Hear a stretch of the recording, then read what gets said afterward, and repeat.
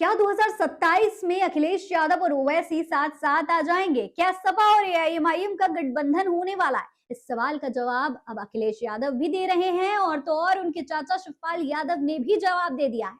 सब कुछ बताएंगे आज की इस वीडियो में, इसलिए वीडियो को पूरा जरूर देखिएगा। सलाम नमस्ते, मेरा नाम फरीन अंसारी है और ये खबर आप मेरे official channel Fareen Ansari official पर देख रहे हैं। दोस्तों, उत्तर प्रदेश में साल 2027 में विधानसभा के चुनाव को लेकर अब चर्चाएं बहुत तेज हो चुकी हैं। इस बीच देवरिया स्थित सलेमपुर से सांसद रामशंकर राजभर ने एक हैरान कर देने वाला बयान दिया है। उन्होंने कहा है कि वो 2027 में एआईएमआईएम का स्वागत करने के लिए तैयार हैं। पीडीए में उनका स्वागत है। सपा ही बीजेपी को हरा सकती है। और तो और ओवैसी के सवाल पर वो कहते हैं कि जिसको भी पीडीए में आना है, आना चाहिए। अब उनके इस बयान पर दोस्तों सियासत बहुत तेज हो चुकी है। तमाम सवाल उठने लगे हैं कि क्या एआईएमआईएम और सपा एक साथ आ जाएंगे, क्या एक साथ बीजेपी को टक्कर देंगे। इस मामले पर एआईएमआईएम प्रवक्ता असीम वकार ने रामशंकर राजभर के बयान पर कहा है कि ये पूरी तरीके से भ्रामक और गुमराह करने वाला बयान है। वो मीडिया पर स्वागत करते हैं और जब जाओ तो हमारे मुंह पर अपना दरवाजा बंद करके हमको जलील करते हैं। अगर उनकी बात सच है तो अपने बॉस अखिलेश यादव जी से कहें कि हमको दावतनामा भेजें। ऐसा स्वागत करते हैं, आप ऐसे मेहमान नवाज हैं कि पहले आप हमें घर बुलाते हैं मीडिया में बयान जारी करके, और उसके बाद में जब हम आपके घर जाते हैं तो आप हमें बेइज्जत करते हैं, हमें जलील करते हैं।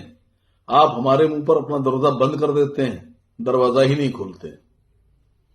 तो सबसे पहली बात तो अगर आप दिल से हमारा स्वागत करते हैं तो आप सिर्फ एक सांसद हैं, 37 सांसदों में से एक। लेकिन आपके बॉस जनाब अखिलेश यादव जी से अगर आपकी सिलसिले में बात हुई है और आपका बयान अखिलेश जी की मर्जी अनुसार है, तो यही बयान आप अखिलेश यादव जी से कहलवा दीजिए कि वो स्वागत करते हैं हमारा।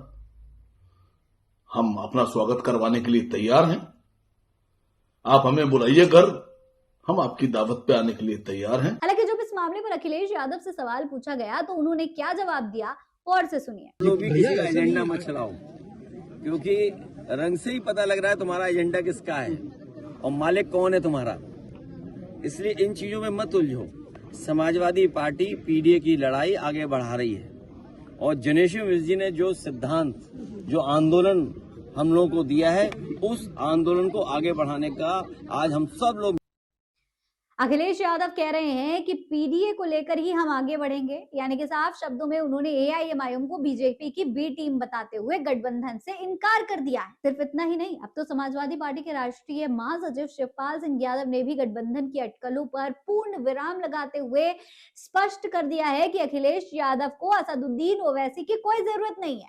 शिवपाल ने कहा है कि समाजवादी पार्टी को एआईएमआईएम की कोई आवश्यकता ही नहीं है। उन्होंने कहा कि 2027 की विधानसभा चुनाव को लेकर एआईएमआईएम से किसी भी तरीके के गठबंधन की कोई बात नहीं हुई है। उन्होंने सोशल मीडिया और सियासी गलियारों में चल रही इन चर्चाओं को पूरी तरीके से बेबुनियाद बता दिया। समाजवादी पार्टी हमेशा अपने दम पर ही सरकार बनाने की क्षमता रखती है, ऐसा उनका कहना है। और वो ये भी दावा करते हैं कि सपा पहले भी अकेले लड़कर सत्ता में आई है और भविष्य में भी जनता के सहयोग से खुद के दम पर सरकार बनाएगी। हालांकि अगर देखा जाए दोस्तों, तो असदुद्दीन ओवैसी के नेतृत्व वाली एआईएमआईएम लंबे समय से हैदराबाद के पुराने शहर तक ही सीमित नहीं है। पार्टी अब अपने पारंपरिक आधार से आगे बढ़कर कई राज्यों में अल्पसंख्यक केंद्रित राजनीतिक शक्ति के रूप में उभर कर सामने आई।